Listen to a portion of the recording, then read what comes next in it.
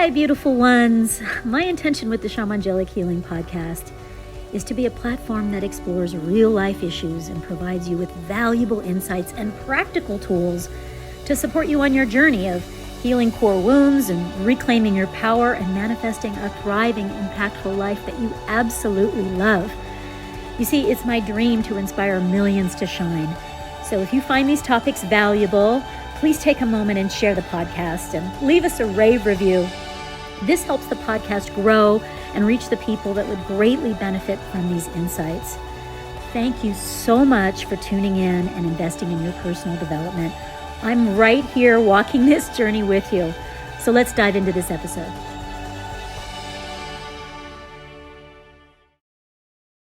Welcome to this episode of the Shamangelic Healing Podcast. Extra special episode today because my guest, Ben Greenfield, and I share this conversation here and also on his podcast, the Ben Greenfield Fitness, as well. So if you don't know Ben Greenfield, he is literally a superhuman. He has my respect in so many areas. He's a best-selling author. He is an incredible athlete, professional athlete that is, an Olympic gold medalist, 13-time Ironman triathlete. I mean, one Ironman is extraordinary. Just the time it takes to train. But to complete 13 Ironmans, just a reminder, that's 2.4 miles swim, then ride a bike for 112 miles, and then with totally exhausted legs, go run a marathon for 26 miles. So, Ben is clearly tests his body and knows how to optimize for longevity and also for performance and recovery. So, best-selling author, 13 books, that has my respect alone. His most recent book, Boundless, is my favorite. Boundless, upgrade your brain, optimize your body, and defy aging. It's literally blowing my mind. So go check that out because this is all about optimizing the chemistry of your brain and also your gut, your hormones, and your physiology. And this isn't just for professional athletes. It's for everyday people like you and me so that we can have the health and enjoy the energy and the vitality to live a boundless life. So go check that out. We'll have the link in the show notes. He also has a master's in physiology and biomechanics, and he brings that to the table. I think you're going to enjoy all of his resources. You're going to find at bengreenfieldfitness.com, where his internationally acclaimed podcast, as well as articles and product reviews on superfoods, on biohacking products, and is there. So go check that out. So Ben and I met in 2017. He came for a session here in Sedona. It was suggested to him by our mutual friend, Aubrey Marcus. And I gotta hand it to Ben. He was open-minded, I think, to something that he probably wouldn't typically, have chosen. So, I appreciate that he was willing to come and try something different. And, we had a really phenomenal journey. And I normally don't share anything about sessions, but, Ben has already shared this on his podcast and, in this conversation. And in 2007, when he came to visit for our session, his toes were, he had a number of injuries that he was nursing at the time. He had a couple toes injured, a swollen knee, and it was at the time in his career where he was really pushing himself to perform. And his body was communicating that even with all the optimal performance strategies, we still need rest and replenishment. And our session then, and also our conversation today, is about finding balance and finding the balance between the feminine and masculine in our lives. And we kind of really dove into that, the quality of life and what was really important during that session in 2017. And it was so deep and profound for him that right after the session, he went and did a Facebook Live and just total authentic share. And we'll put the link in the show notes because I think this Facebook Live that he recorded was really authentic and vulnerable, and will show a side to this professional athlete, this very intelligent and capable man. It will also show a softer side, a humble side that was kind of reprioritizing and looking at his life to see what wasn't working. And so a couple months later, he had me on his podcast in April 2018, and the title of that was called Magic Chocolate, Holotropic Breathwork, Grounding, Earthing, Vortexes, Crystals, and More with Shamangelic healer Anahata Ananda. We'll have that in the show notes. That was a great conversation that we had. We kind of unpacked our session.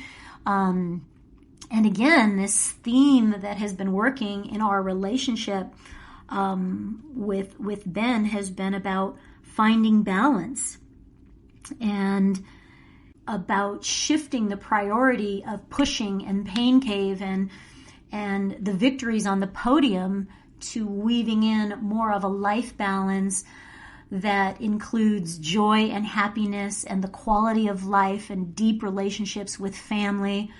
And it has been a beautiful thing to watch him evolve that and integrate that and shift his life over these last few years.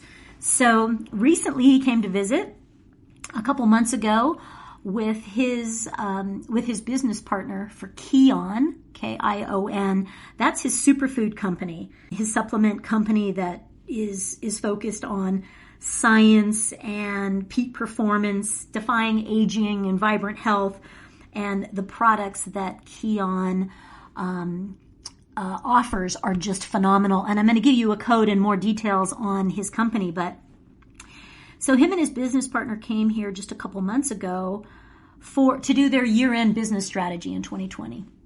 And I love this about him and Angelo is that instead of just being in a boardroom and like heady looking at all the numbers and everything, not that that isn't valuable to look at your business stats and all of that and where you're going, not that that isn't important, but one of the things that they did during their business here, their time here, was to prioritize hiking in nature and deepening their friendship so that they could establish even more synergy and trust within their business relationship that pays off in other areas when the business is having challenges or when they're disagreeing or when they may need to make a big decision, that a strong business bond there will help in the business later on.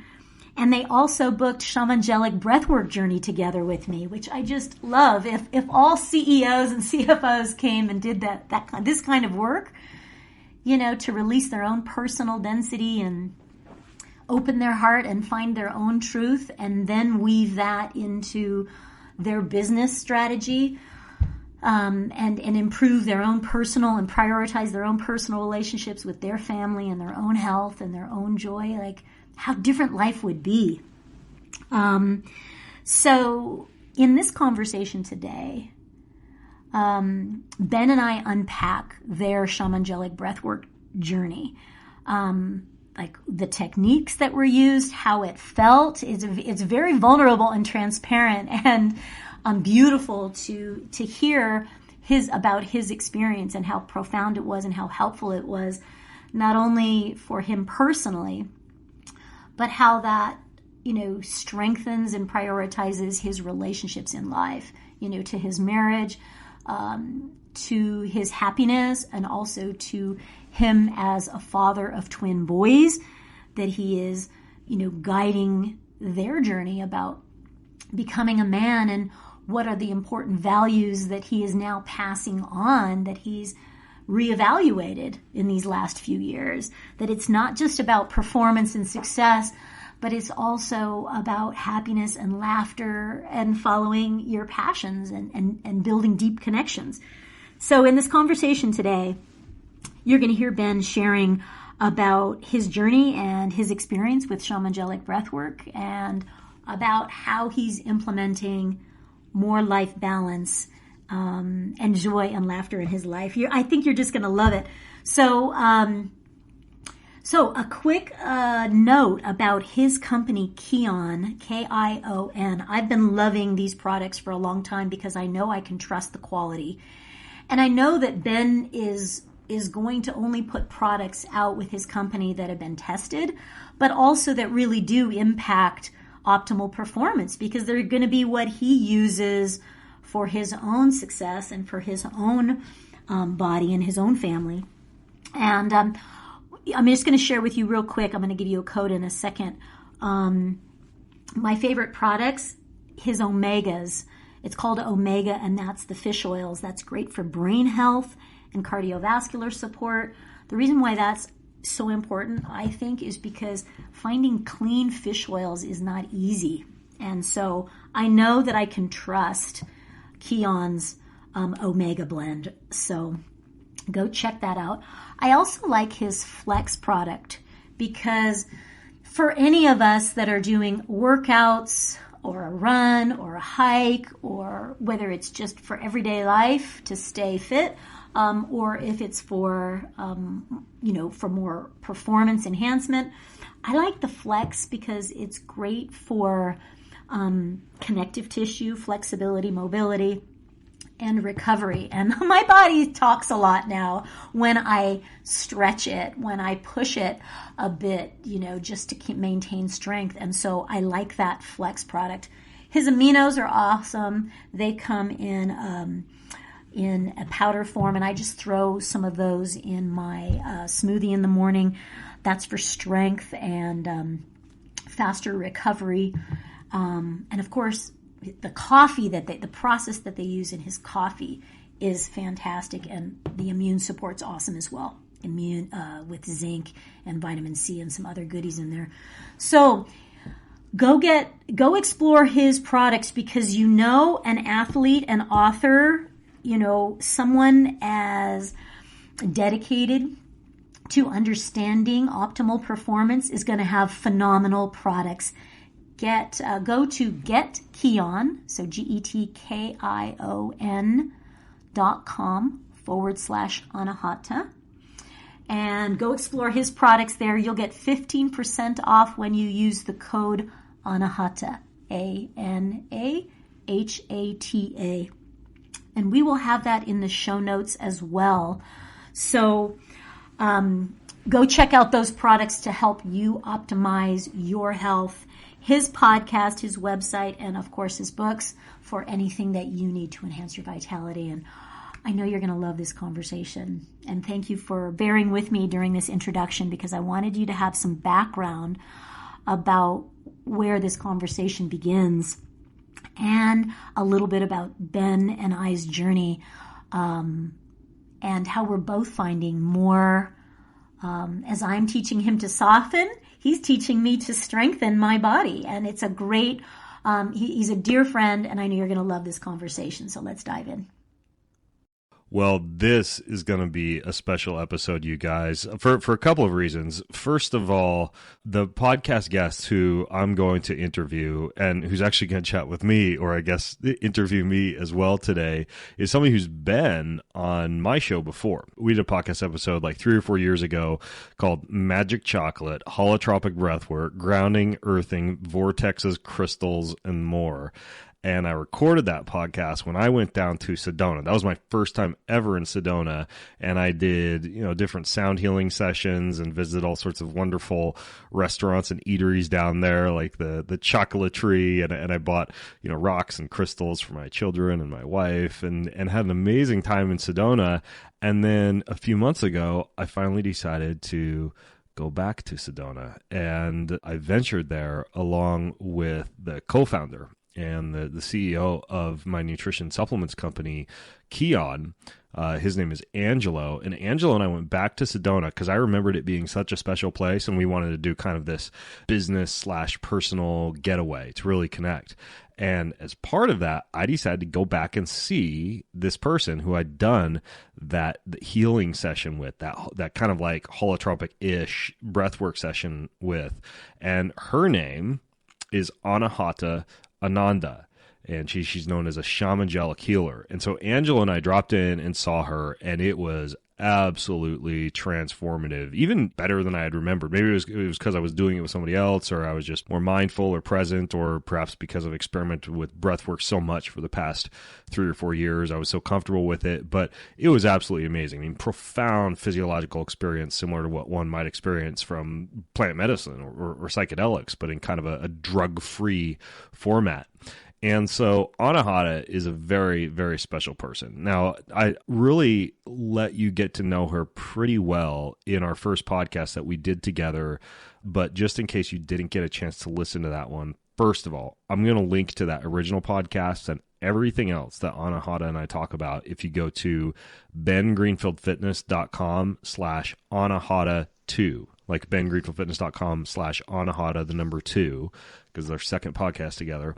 But just so you know, she lives in Sedona. She founded this company called Shamangelic Healing in Sedona, and she guides people on these profound journeys of healing and spiritual awakening via breath work. She's literally helped thousands of people. You may have heard her on other podcasts before.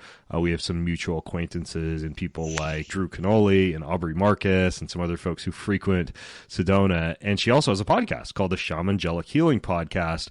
And I should warn you that when Anahata and I decided to do this podcast, even though you're hearing me talking a whole lot right now, I'll shut my yapper pretty soon, we decided that she would be able to interview me a little bit for her show as well. So you guys might notice that during this interview, it's kind of like me talking with Anahata and her talking with me a little bit, and hopefully you're cool with that. But anyways, if you ever get a chance to go to Sedona, Anahata gives these in-person sessions and ceremonies and retreats, and she does a lot of coaching and online courses and virtual workshops as well. So she's definitely a person to add to your checklist of people to look into. So all that being said, Anahata, welcome to the show. Oh my gosh, what a beautiful intro. I'm honored. We have had such a beautiful time together, both times that you visited Sedona. Thank you for your kind words. And yeah, both times have been deeply profound experiences. And I remember it would have been about 4 years ago, the first time that you came to Sedona. And I remember you walking in with your toe wrapped, you were limping, and you were training. It was a time when you were training really, really hard. And, one of the things that I've witnessed in you, Ben, over the years, first of all, you're just prolific. You're just full on with the way you lead with your company, the way you lead with amazing products, a prolific author. You're really just a role model, I think, for, doing great work and putting solutions out there in so many forms, whether it's your videos, as a podcast, your books and products, and your latest book, Boundless, this is an amazing book. I want to acknowledge the shift that you've made in the last couple of years since I met you first and since we saw you recently with Angelo here in Sedona, from Pain Cave being, a big driving force years ago to now this message of prioritizing joy and love and play and laughter and music. And I've just watched this shift in you, and I feel like it's such deep medicine that you're alchemizing the ability. Yeah, well, I've gotten a lot more woo since the first time that we met when I was very, I guess, yang. And I think I was training for my very final Ironman when I saw you. And as Ironman triathlon goes, kind of like CrossFitting or Spartan racing or anything else, you're always injured. You're always using some kind of tape or brace or something to keep like the body parts that are failing together to finally get you to that starting line. Because, God forbid you set your ego aside and just decide to let your body rest. And yeah, I remember that first time I came to you. I think I came to you because I was like, I'll do anything to get my body put together for this race.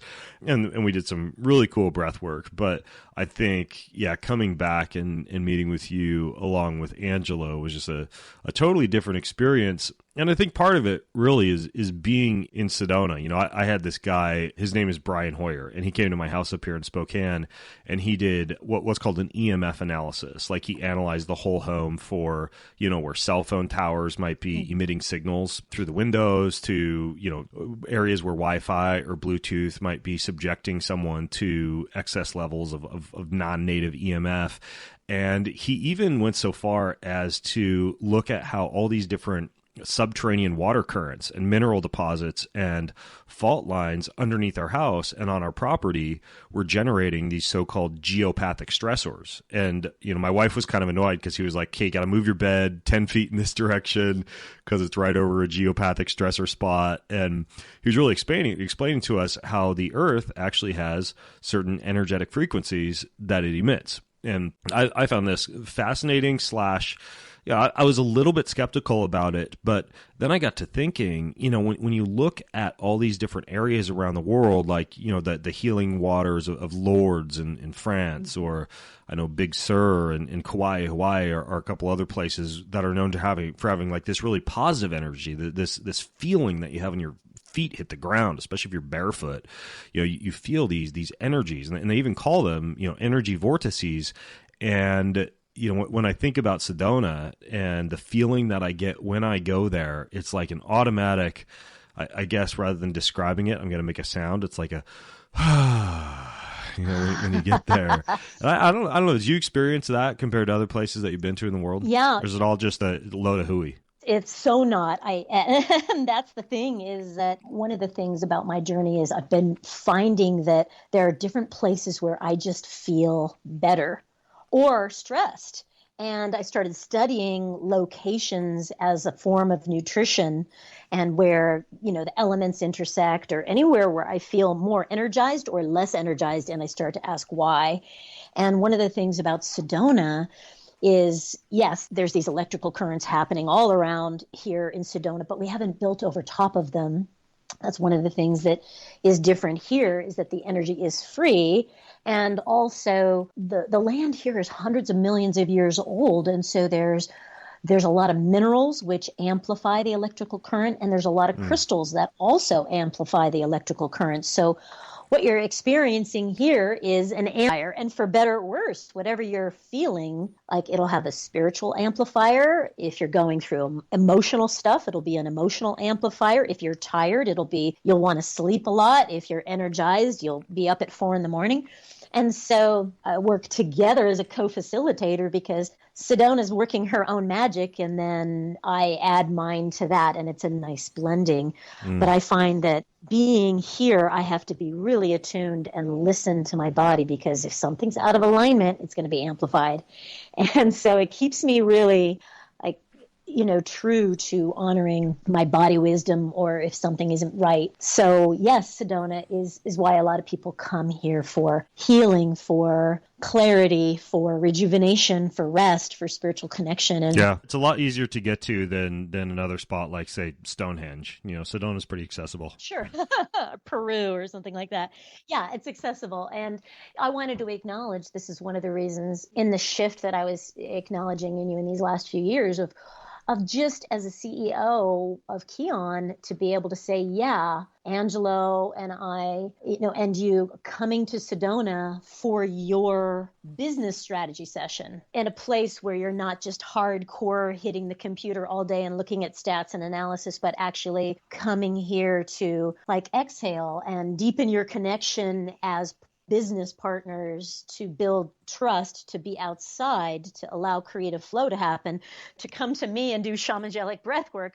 And I'm like, if every CEO was started, you know, and team was, you know, doing their strategy sessions that way, I think we'd have a very different, you have a different success measure. I know some CEOs and some people who are in business together who will actually go off on retreats and do LSD together, or journey on psilocybin together. And I totally get how you can merge the left and right hemispheres of the brain and dissolve the ego and probably achieve some breakthroughs and some personal and business insights that you might not have been able to without tweaking those dials in your brain, so to speak.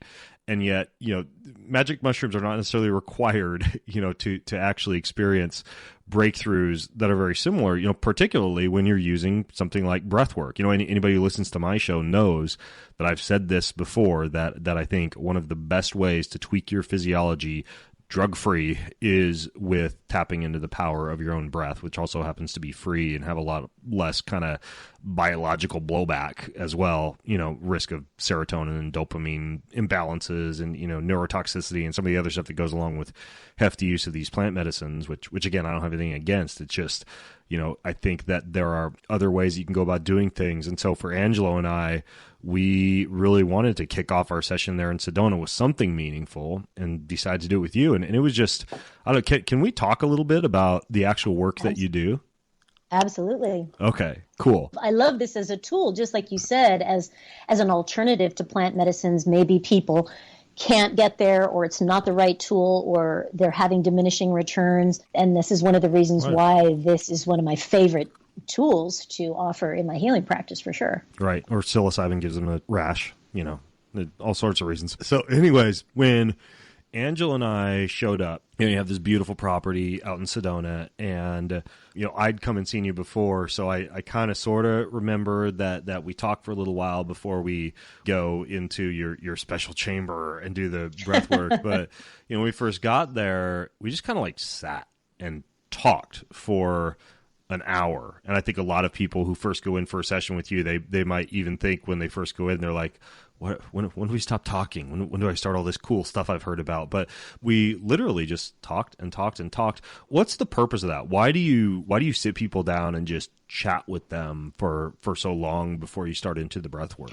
I think this is the foundation to me about building a safe space, building connection, and establishing trust, permission to feel what you feel without judgment and honoring of whatever's happening. It's also an exploration. As I ask questions, it helps me understand where I can dissolve the layers of the answers that I'm receiving.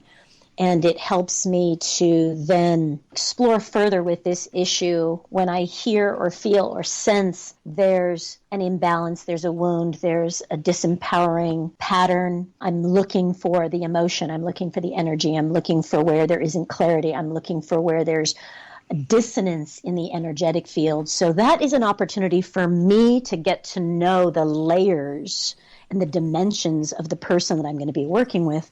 But it's also for each of you to be heard, held, understood, and open the doorway for a compassionate, present space. That foundation is going to be essential when we go into the healing room. Because if there isn't trust and we get into the ceremony and you're about to have the breakthrough, if you don't trust me, if you don't feel safe, if you don't feel like there's permission to express anger, sadness, tears, rage, laughter, joy, if there isn't that container established, you won't have nearly as deep an experience as you could. And that's why Shamangelic Breathwork, I believe, is so different, because it's less focused on the specific breath technique, and that's fine and that's great.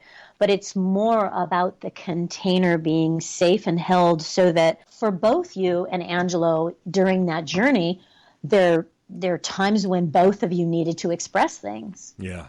And if that hadn't been established beforehand, then, the fear or what are people going to think, or it's not the right time, or I'm embarrassed. Like, if we don't get that out of the way first, you're not going to have those deep breakthroughs. Yeah, and we certainly had some breakthroughs that we'll get into. But I'm trying to think. You asked questions. I think you asked us, for example, about our relationship with our kids, our relationship with our wife. You asked about the background of the company.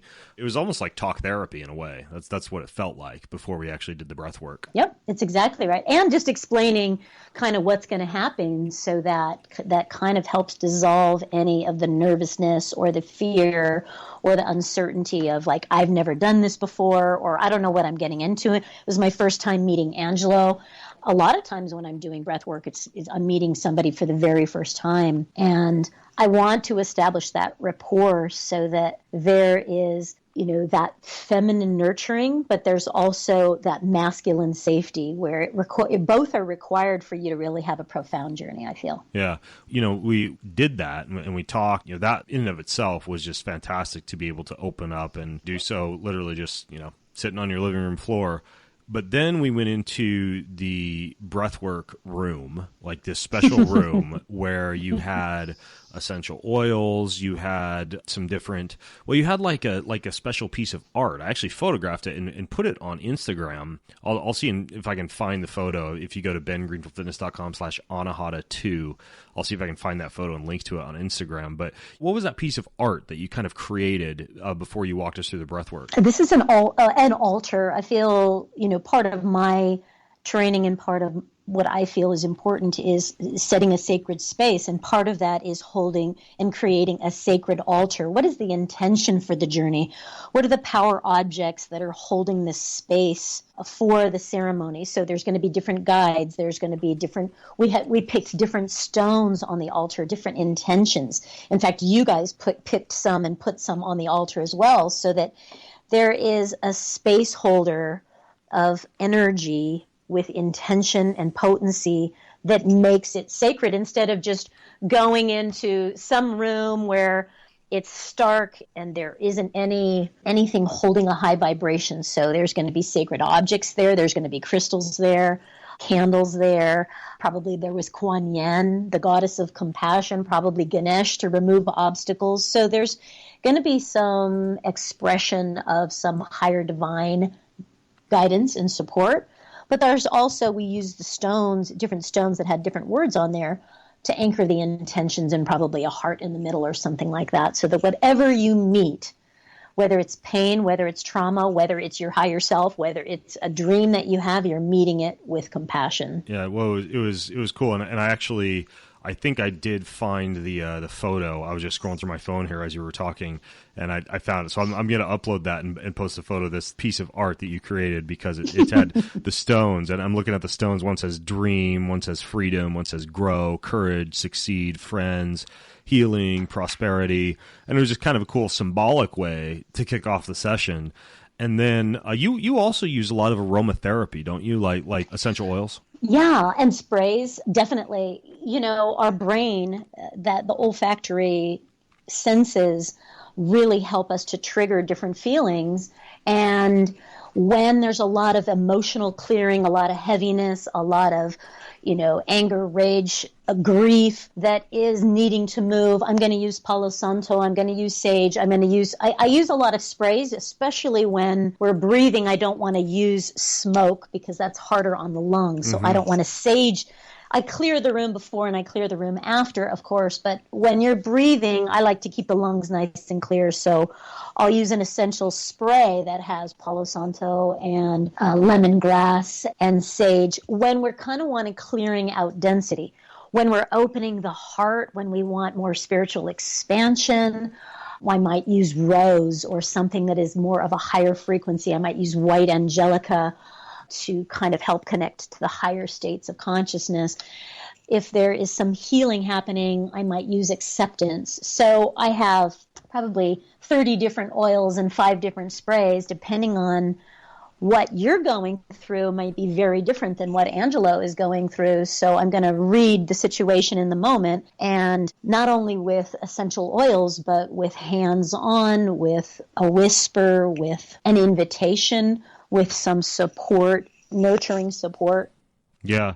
So how did that feel, being how that was supported in the journey. You know, I think that the aromatherapy piece, like the essential oils, a lot of people really think it's just, something that smells nice. But, I was actually reading a book, fantastic new book on essential oils. It's by Jodie Cohen. It's called Essential Oils to Boost the Brain and Heal the Body. And she actually has some deep science in that book, particularly about, for example, it turns out that clove and lime, two essential oils I wasn't that familiar with, they actually have a profound effect on your heart rate variability and the actual tone of your vagus nerve if they're applied kind of behind the earlobe on the mastoid bone.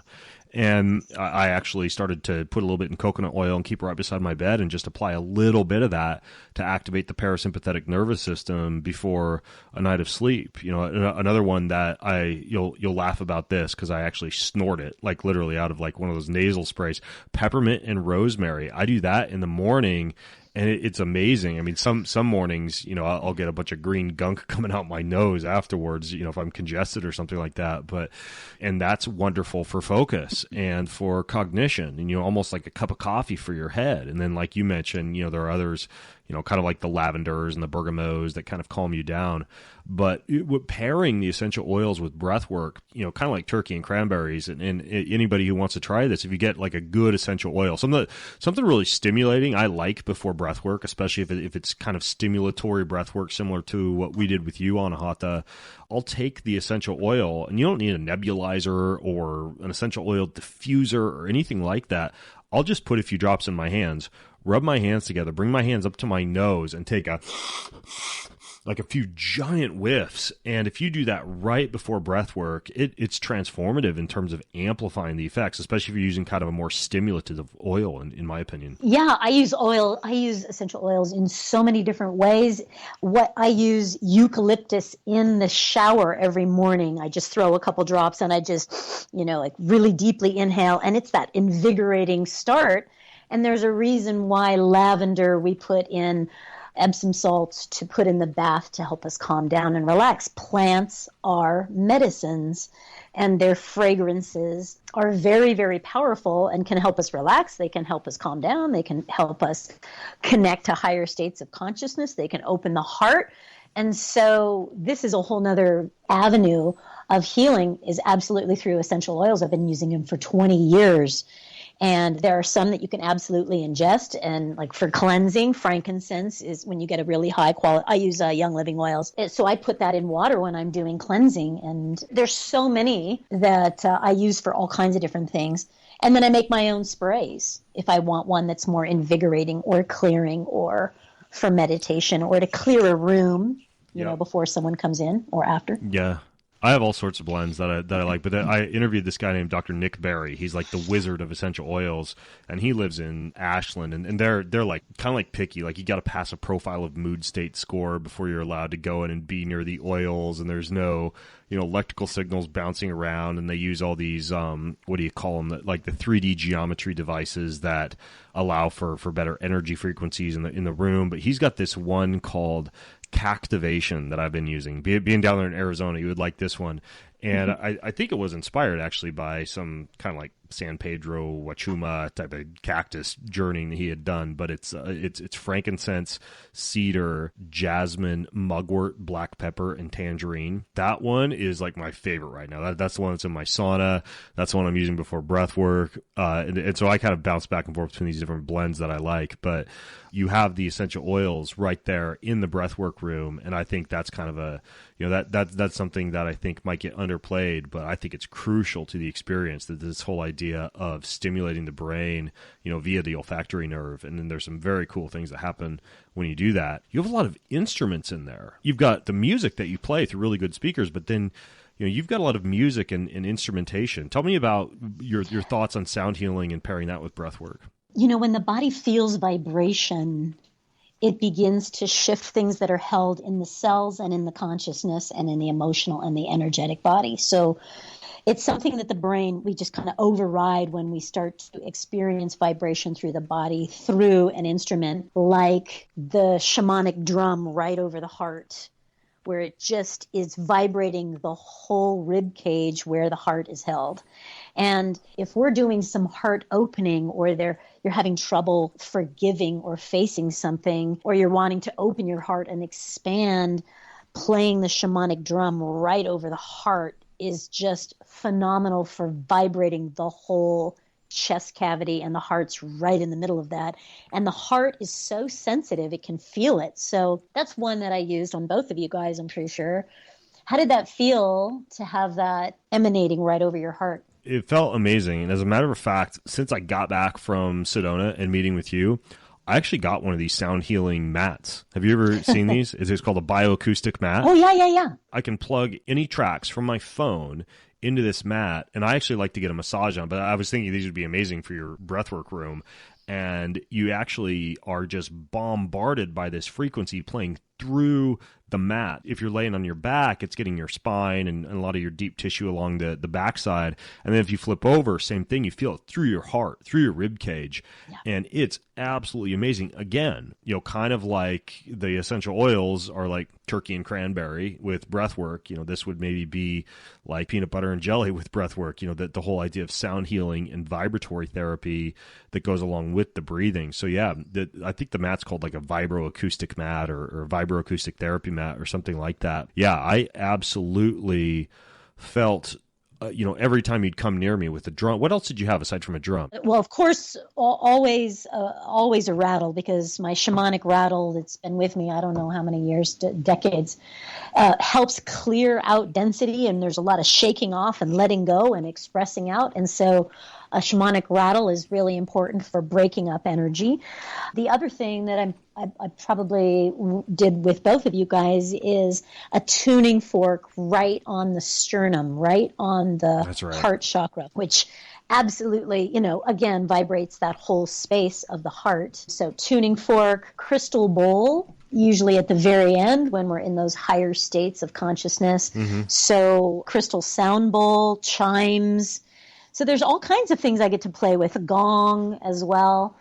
And those just get woven in as I'm attending to each of you and whatever each of you is experiencing.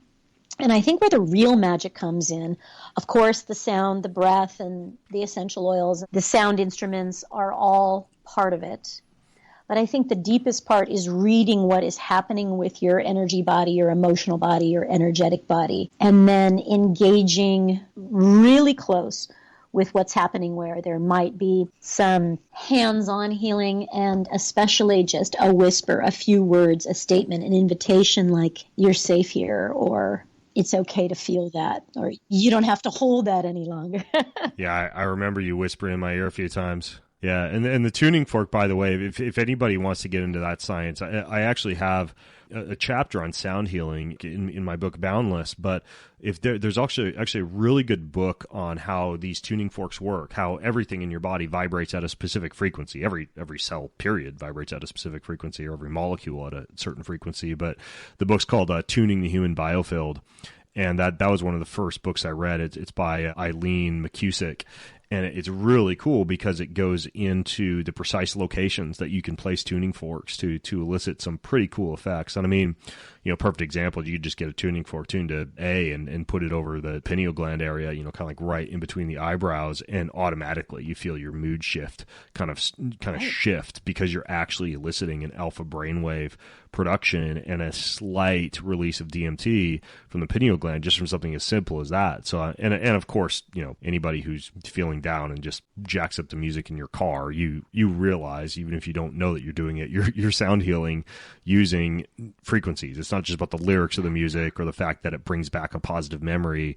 The way that music actually vibrates the body, and sound waves and tuning forks actually vibrate the body, can shift you into a certain state. And so then, that's paired with the oils, with being really open after our discussion with the other sound instruments that you're playing. And then you're really ready to breathe yourself into a totally different state. And within a breathwork journey where there may be a group of people, or like the two of you, where someone might be curled up in a ball and really weeping from something that they're grieving that has not really been dealt with. And so there might be this really kind of Mother Mary holding that just allows the weeping or the grief to release. And with somebody else 3 feet away, it might be, a lot of aggression that is, and resentment and, just frustration that has been oppressed for years or decades about situations that haven't been dealt with properly. And so in those situations, there may be turning around and supporting people with expression and releasing and opening the voice again. You know, there was a time in the journey where you were just like celebrating and laughing, and it was very ecstatic, and it's supporting that high vibration, like, yippee, yes, you know, and so in the journey, for me, it's shape-shifting a lot to support whatever is happening with each individual and invite it out, because sometimes people are afraid to express, or they're afraid to be joyful, or they're afraid to cry. And a lot of times in the middle of the journey, it's about giving permission to express whatever is right under the surface, whatever it is, because it's medicine to just let it out. You know, one of the things that you were coming to is that, wow, in our business, we need more play. And one of the things that I feel, and I want to hear from you, that came out of that breath work, because when we sat down in the living room and we were getting an understanding of why you're here, not only why are you here personally and what's going on in your personal life, and same with Angelo, you're also here for Kion and for your business and where to take it to the next level.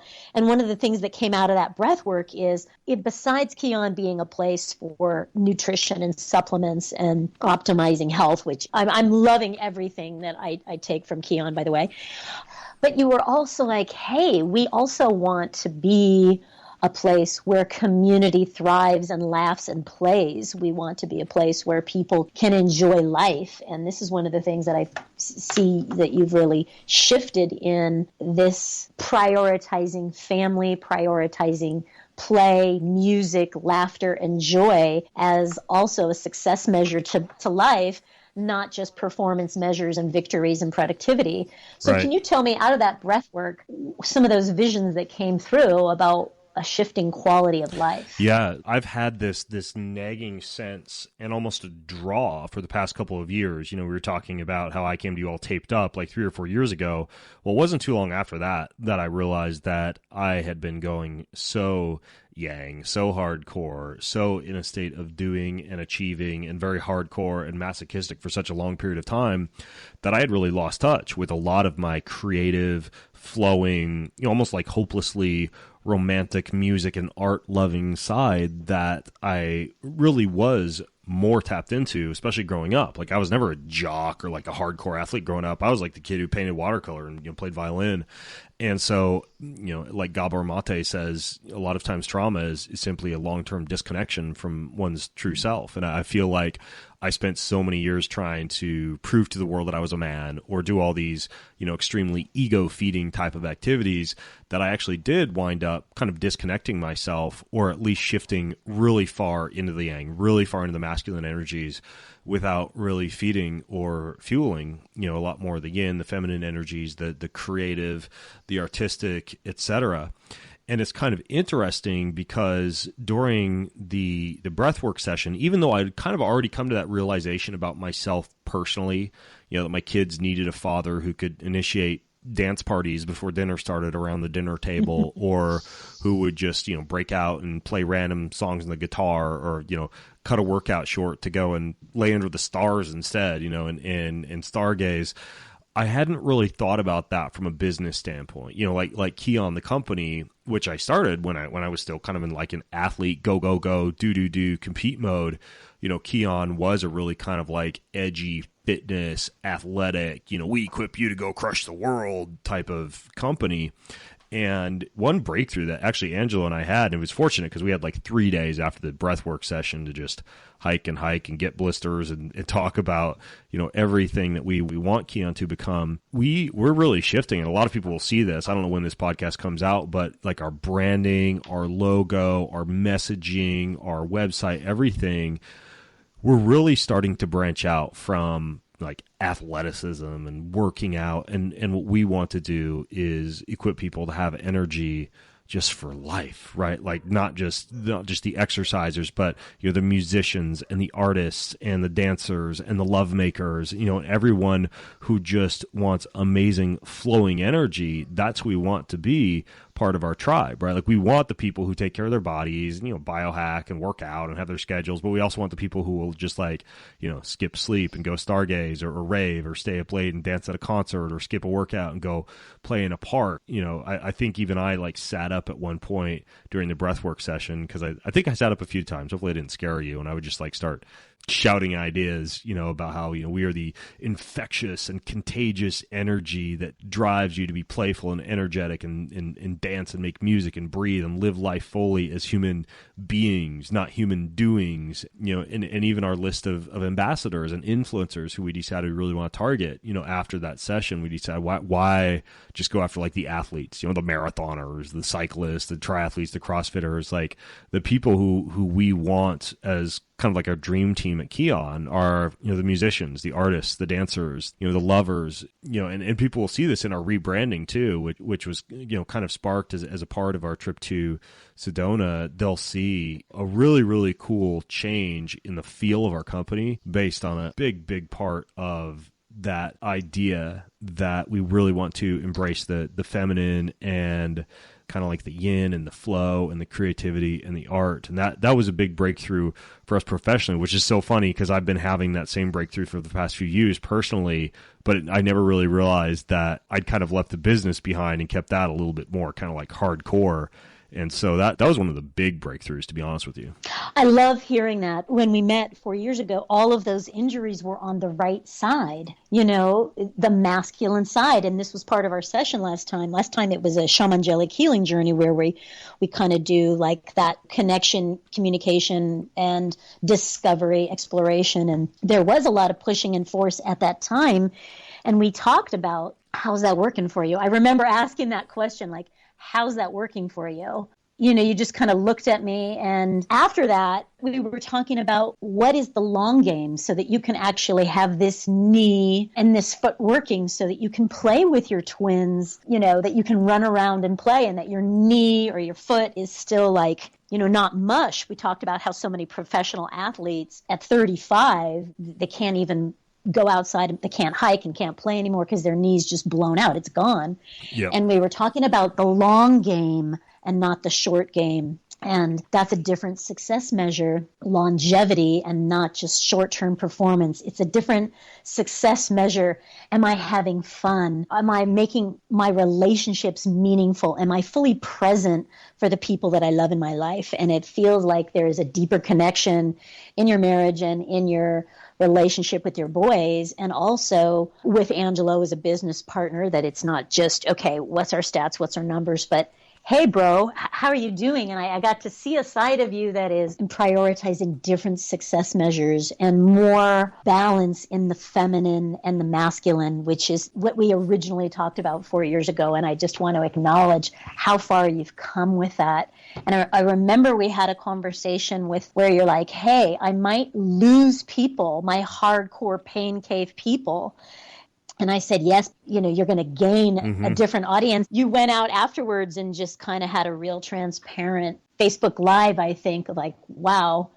So will you share a little bit about that? Yeah. Out in the hills behind your house. I remember that. And this wasn't the last time. This was like the one that I went to solo 3 or 4 years ago, when I just realized how, I guess, stuck in this hypnotic rhythm or this groove of like exercise and hardcore working out and, training to eat and eating to train and, defining myself by my body and my personal and physical achievements, and how much of that I really wanted and desired deep down inside to let go. And I felt a lot of that, particularly through those injuries speaking to me the first time that I worked with you. And then this last time with Angelo, we kind of talked about, talking beforehand and the aromatherapy and the music and the sound healing and the whole setting and the art beforehand, but dropping into what I would literally define, kind of like I alluded to early on in our discussion on Anahata, this altered state of consciousness, right? This merging of the left and right hemispheres of the brain, literally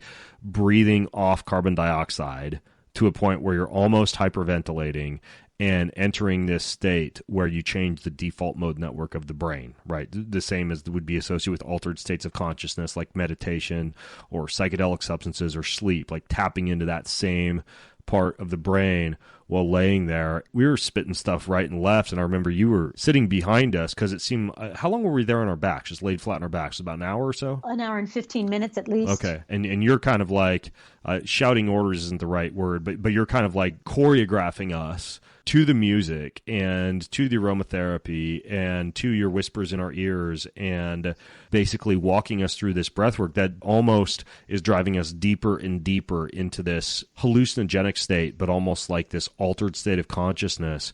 And stuff just started to flow. Like, I remember I was, at one point I was shouting, at one point I was screaming, at one point I was crying, at one point Angelo and I were holding hands, which I think you took a photo of. And I don't think I've ever asked you this, but have you ever used like plant medicines and psychedelics, Anahata, and compared it to the type of breathwork that you do? Like, what's your take on that whole piece?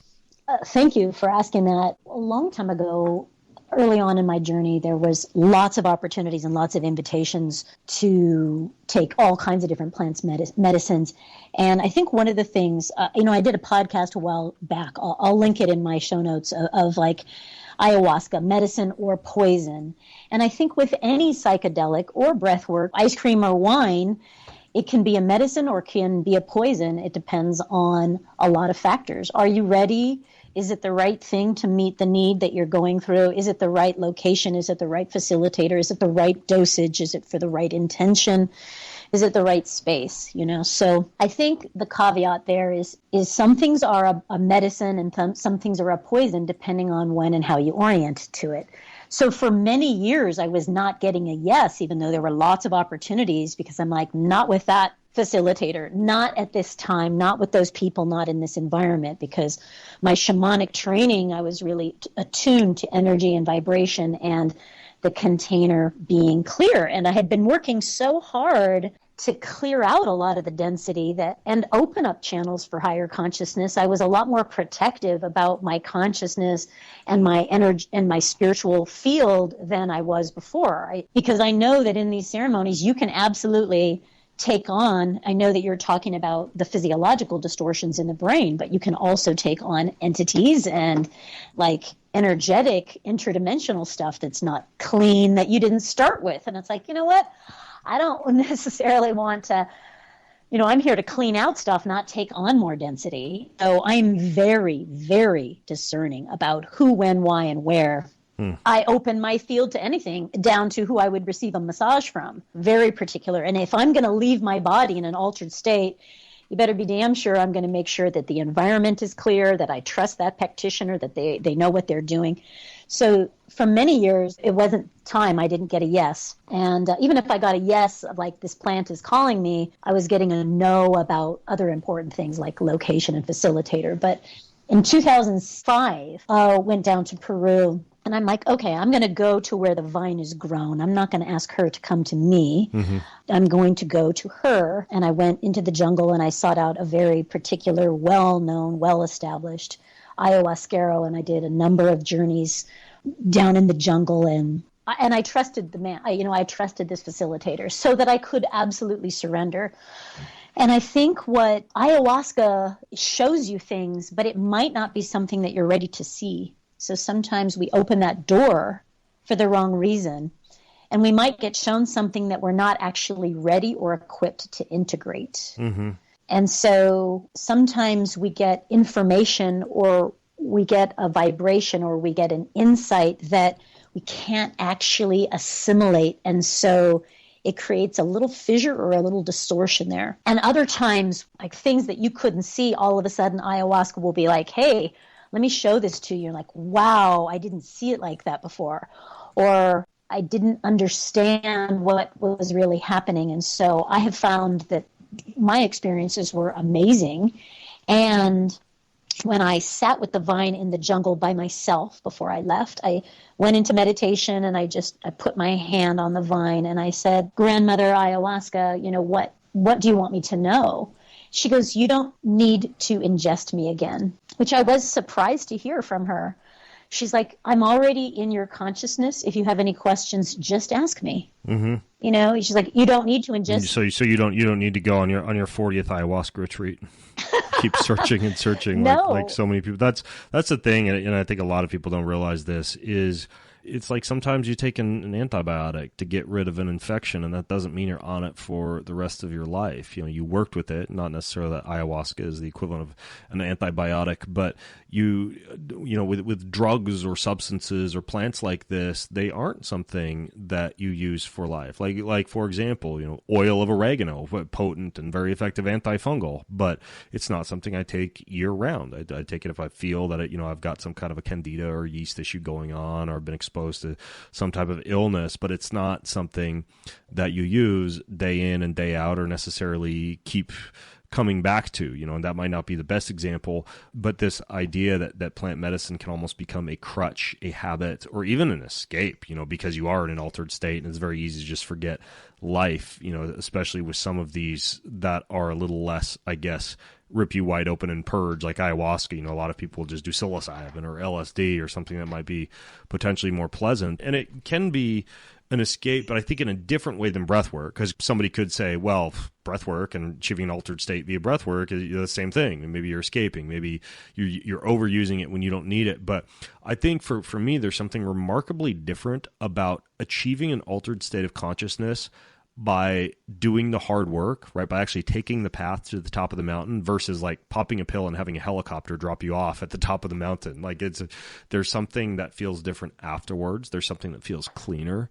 There's something that feels more character building about it. And compared to the use of plant medicine or psychedelics, which I don't feel called to very much at all, anytime someone says, hey, let's do a breathwork session, I'm like, yeah, let's do it. And so, me and I don't know if I told you this, Anahata, both my twin boys joined me with this. Like, we usually are in a breathwork session at least a couple of times a week now, typically 20 up to 60 minutes in length. For us, it's like an exercise routine, or having dinner, or any other part of our day that might be woven into our day or woven into our week. Like, I think it's just foundational, especially for young people to have this. I feel like breathwork and learning breathwork and developing an intimate relationship with how to tweak your physiology using your own oxygen and carbon dioxide, it's a skill that I think every human being should know. I'm shocked. I think you should know how to use your lungs the same way as you should know how to use your genitals, right? Like, it's like they're there for a reason, right? There's a lot to unpack here, and our breath is, all of the yogis in, East India, this is pranayama has been around for thousands of years. So many different cultures understand, and ancient traditions understand, the power of breath for courage, the power of breath for calmness, for alertness, for relaxation. There's so many different ways that we can use our own chemistry, our own pharmacy, based on how we adjust our intake of oxygen, the pace, whether we hold it in, hold it out. There's so many, wonderful videos now. There's so many different ways in which breath can help us, reach deeper states of meditation. Shamangelic breathwork kind of clears out a lot of density and then also opens to higher consciousness. I love that it's efficient and it's clean. And usually you're not really shown something that you're not ready to integrate. And so I think it's important, like if you see a vision or a time to deal with something from your past, it's probably because you have the right support, you have the right container, and it's what's keeping you from moving forward. It's time to go deal with that trauma or that insecurity. I gave my power away to get this person's validation and kind of unravel those things at a core level so that you can reclaim your wholeness, your power, your truth, and your freedom. Just like you said, hey, a lot of your yang training and, go was coming from a place of needing to prove. There's different ways where we can go after and be the best version of ourselves from a place of curiosity, from a place of I want to be my best self. And there's also some of those kind of more unhealthy motivations of I need to prove myself, or I want to be better than that person, or this is how I achieve attention, love, and worth. And so those are the kinds of things that with breathwork and different healing modalities and different therapies that we're wanting to unravel and dissolve the distortions that are keeping you from being your fullest expression. And breathwork, I think, is one of those quite efficient ways of doing that. And, one of the other side effects that I've noticed with too many psychedelics or too many mind-altering experiences where you're taking something to alter your consciousness rather than your own breath and your own emotions and your own energy or spiritual connection to the divine, When I was sitting with the vine that last day, she said two things. One, you don't need to ingest me anymore. And two, but our work is done, which I didn't get at the time. But then what has happened since then, which was, I don't know how many years ago, almost 18 years ago, something like that, is that ayahuasca keeps sending me all of these people that have had traumatic experiences. I get the people that knock on my door that haven't slept for 2 weeks, that have now are dealing with entities. And I know this sounds really far out and really woo-woo and really like, is she for real? And like, look. No, I've heard of this before. People like an evangelical Christian might describe it as someone who's demon possessed, and whether it's that or something else, there's some pretty profound either neurotransmitter shifts or I do have a friend who got super sick and was actually working with a shaman who was out to get her, so to speak, and she actually had to almost go into like a spiritual shaman battle between that shaman and the other shaman, a battle to kind of like rip, I guess, like a curse or a spell that one shaman had put over her, and she was super sick. And like this stuff happens, it's like we're talking about full on different spiritual dimensions that I think a lot of people underestimate. Like this is not just tweaking chemicals in the brain. Like you're playing with some pretty hefty spiritual dimensions here. Right. And it's different than if you have too much tequila and your liver's paying the price. Right. It's very different when you are shifting your brain chemistry and you're opening up your gateways to fourth and fifth dimensions, and there isn't a clear boundary. There isn't discernment about what you let in or what you let out. And so to me, interdimensional work needs incredible training. That's why I spent so many years training and doing this kind of work, so that I can help people kind of extract the parts of them, parts that are interwoven with somebody else's energy, whether that was from a trauma in childhood or whether that is from an entity. There's a lot of distortion around psychedelics that, unfortunately, people that are not in integrity are leading ceremonies that are taking advantage of people during ceremonies, or they're extorting finances so that they stay there and do more ceremonies. And, in my meditations at different times with ayahuasca, I'm like, why do you keep sending me people like this? And she goes, because you're going to clean it up. And also I want you to talk about it. Yeah. Like, do I really want to talk about this? No. But it's part of my ethical agreement with ayahuasca is to bring awareness that it's not always the best ever. It can be. I've experienced its effects. I want to be very clear. It absolutely can be in the medicine with the right person, in the right container, for the right reason, in the right dosage. And anybody who just wants to kind of like wrap their heads around the physiological side, I mean, just Google something like serotonin syndrome and just see what kind of effects you can have when playing with chemicals to that extent versus, say, doing something a little bit more natural, via protocol such as breath work. There was one question I wanted to ask you because, when we're talking about plant medicine and psychedelics, in many cases you do a dieta or a special protocol of fasting or, plants, or even, avoiding certain forms of meats or heavy foods or spicy foods or stimulants for several days or up to a week prior. I've personally found that I have very, very good breathwork sessions if I do them fasted. There are even books like, The Atomic Power of Fasting, or there's one by John Piper that I just got that I didn't read yet, but it's called Hunger for God, about pairing fasting with meditation.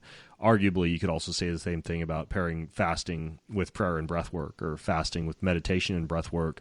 But I always feel like I get the most out of a breath work session waking up and doing it in the morning, like in my sauna, in a fasted overnight state, or at least like after a day where I haven't been eating heavy amounts of meat, like a few vegetable juices, things like that. Have you kind of experienced the same thing where there's almost like this interplay between food and breath work that can either detract or add to the experience? Absolutely. And that's why I tell people, don't eat a big meal before. It's better to eat light. Not everybody is accustomed to fasting. And so, but I feel that any spiritual practice, when there's less in the blood, that's really what we're talking about here, because when you're talking about big meat particles and a lot of dense food in the blood, when you're hyperoxygenating the blood, which is what you're doing with breath work, it's one of many things that you're doing, it can flow through the body more easily if it's not filled with a lot of food particles. And so the cleaner,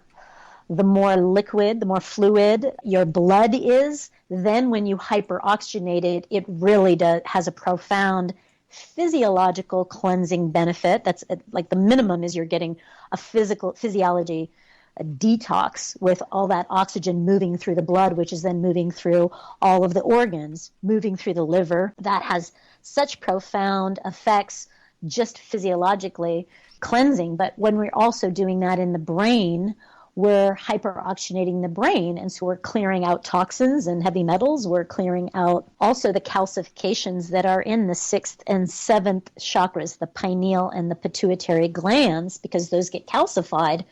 So like thin your blood is, and the more you can oxygenate it, it actually opens those channels for higher consciousness. This is why meditation and fasting goes so well together. Yeah. And my biggest profound epiphanies have happened when I have been fasting and meditating, because there is literally nothing between you and consciousness. And that's where the crown opens, the crown chakra opens. I agree. I think if you look at it from a physiological standpoint, because, that's what I studied at University of Idaho, was physiology and biomechanics. When you look at this type of breath work, by over-breathing, you're initiating basically metabolic alkalosis, or what's also known as respiratory alkalosis, where you are removing more carbon dioxide than usual and essentially alkalizing the body. And so arguably, by avoiding foods that would be acidic, right, like coffee, or dairy or alcohol or large amounts of red meat, and eating alkalizing foods, which are mostly fruits and vegetables, then you would increase your ability to more rapidly shift into an alkalized or alkalosis-like state by doing so. And really the kidneys do a pretty good job maintaining kind of like a balance in acidity and alkalinity. Yet I'm just saying subjectively, I get more out of breath work when I actually pay attention to the diet that I pair with the breath. That's super important, and the benefits that you get from that. The other thing, that's the preparation, is eating light and having a clear intention. The most powerful thing around impactful breath work is the integration process. Like, what are you doing with the epiphanies that you received during your ceremony or during your, breathing meditation or whatever it is?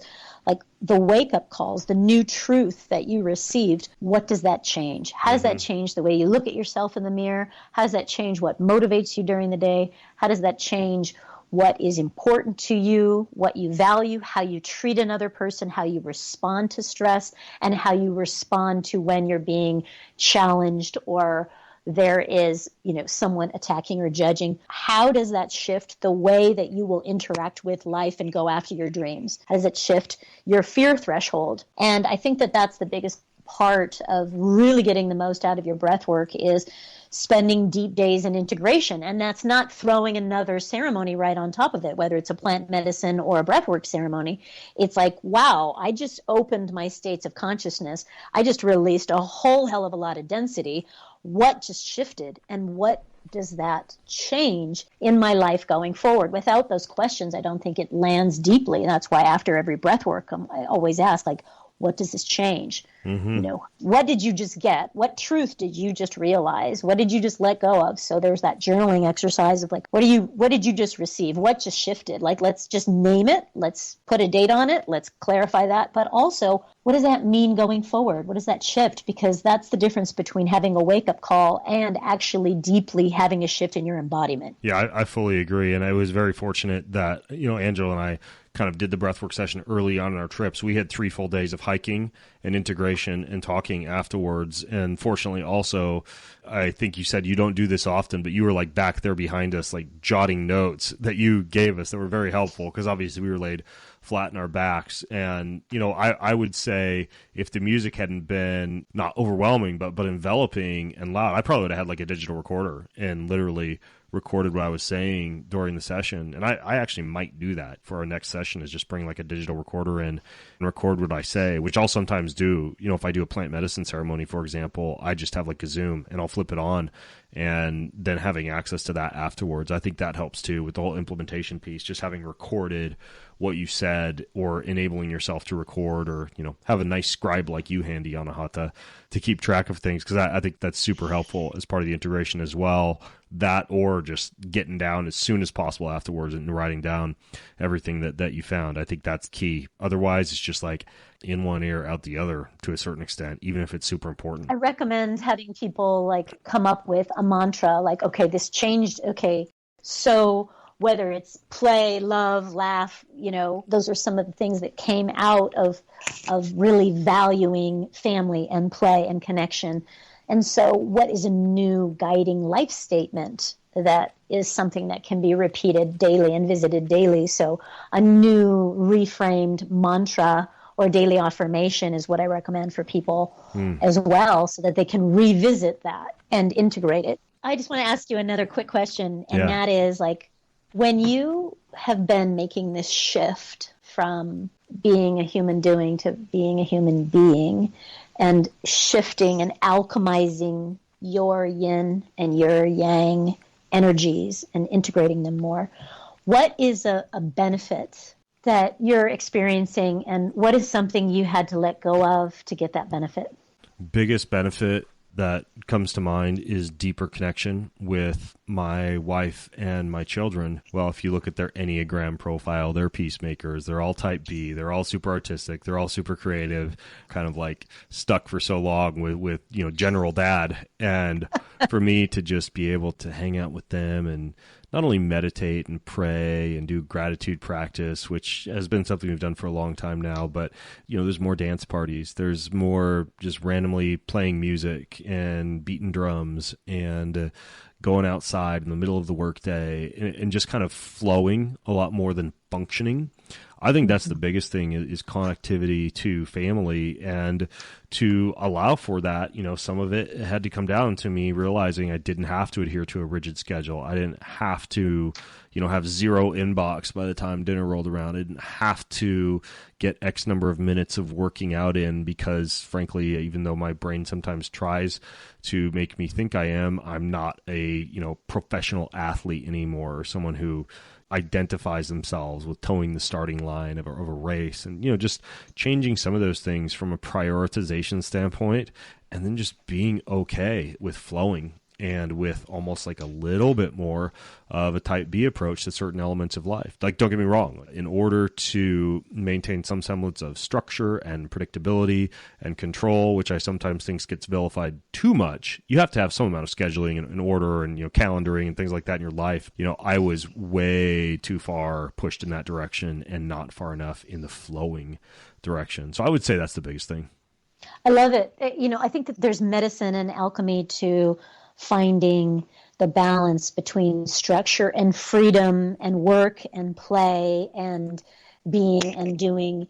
And I'm also hearing that you had to shift your value from winning to different value, from being at the starting line, and also having to face the guilt of stepping away from the office when the things aren't done, and facing my value and my worth is not associated with my productivity today. It doesn't mean I don't get things done. It doesn't mean, you're just on the couch, Netflix and smoking pot all day.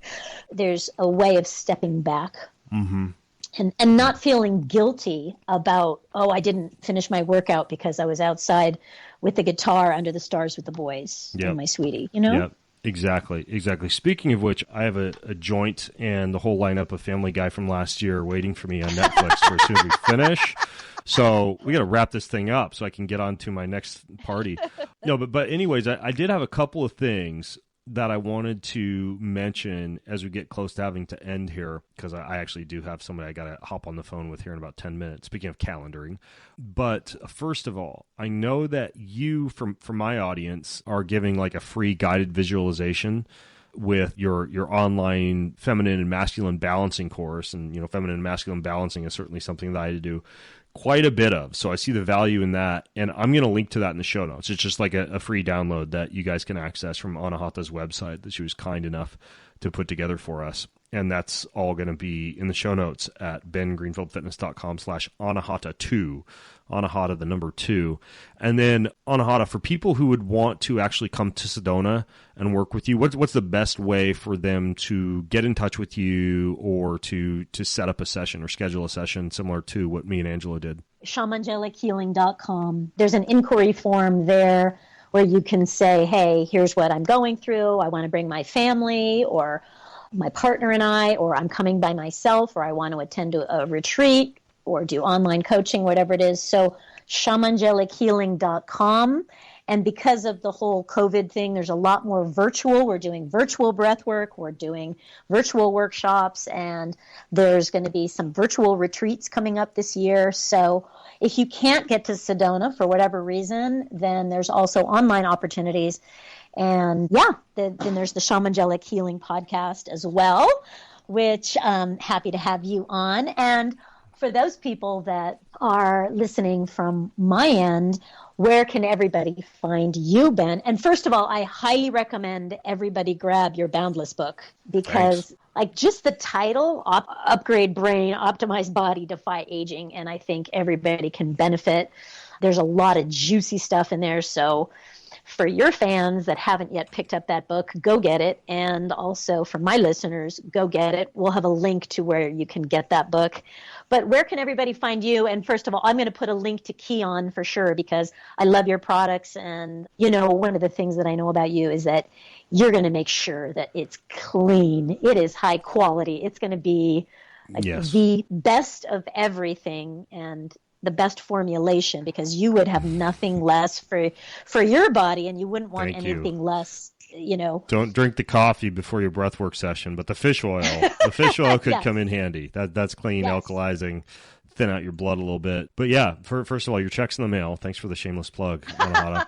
And yeah, I'm at bengreenfieldfitness.com. Like my podcast is called The Ben Greenfield Show, so it's far less narcissistically titled than Anahata's Shamangelic Healing podcast, or far more narcissistically titled, I should say. And then that's you can find me. The book you can find anywhere where books are sold, and that one's called Boundless. And then I'll put all the show notes for everything that you and I talked about, Anahata, at bengreenfieldfitness.com/Anahata2. And then the very last thing is I might see you soon because my wife and I always do like quarterly retreats just to get away and hang out with each other and, you know, plan out our lives and nefarious plans for our children's lives. And we are thinking about actually kind of getting out of rainy Spokane in late February and coming down to Sedona. And if we do, we'll totally drop in for a breathwork session. Oh, absolutely. And you know what? I'll take you to some really cool hidden spots in Sedona, like really sacred spots. So we'll get out on the land and feel those vortexes and my pleasure, my honor. And one of the things we do have in common is that we both have twins. Yours are younger. You have boys, and I have a boy and a girl. That's something that we share in common and be an honor to support other parents of twins. Ben, thank you for what you do in this world. You're a prolific author. You're a wonderful father, a devoted husband. Your products, your podcast, you're really just bringing such fabulous, valuable information. I'm grateful for everything that you're doing. And I don't know how you find the time. And that is coming from structure. You know, you are very disciplined and you get results. And I'm really impressed with who you're evolving into as well, because that's you're now sharing with other professional athletes and CEOs that there's another way to live. And I love that. I love that. And your sons are having that role model that life is not just all about work and winning. Mm-hmm. They're not in prison yet. Kind of like I'm assuming your twins aren't either. No, okay. They're doing what they love. Good. They're doing what they love. In fact, they're in Oregon, not far from you. They're like out, they're playing and, you know, snowboarding, and they're stand-up paddleboarding in the lakes and rivers there, and like enjoying life outside and with people that they love. So amazing. Thank you, Ben. I appreciate it, and looking forward to seeing you very soon and for many years to come. All right, Anahata, we'll catch you on the flip side in Sedona. And again, folks, show notes at bengreenfieldfitness.com/Anahata, ANAHATA2, Anahata the number 2. And until next time, I'm Ben Greenfield and Anahata Ananda signing out from BenGreenfieldFitness.com. Have an amazing week.